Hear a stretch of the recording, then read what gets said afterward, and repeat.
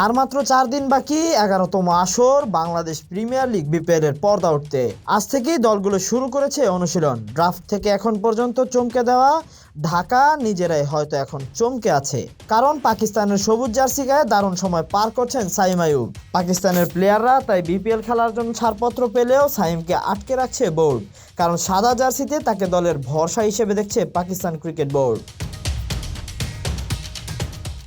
দুইবার বিপিএলে মাঠ মাতানোর সুযোগ পেলেও নিজেকে মেলে ধরতে পারেনি এই বাঁহাতি ওপেনার ব্যাটসম্যান। 2022-23 বিপিএলে রংপুর শিবিরে 2 ম্যাচ খেলে করেছেন 18 রান। আর গেলবার বিপিএলের 10ম আসরে দুর্দান্ত ঢাকার হয়ে হাইপে থাকা এই ক্রিকেটার 5 ম্যাচে 95 স্ট্রাইক রেটে করেছেন কেবল 77 run.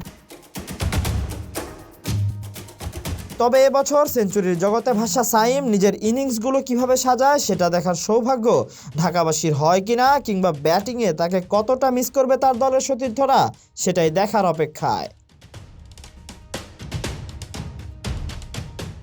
Tahsin Ahmed, BD archive.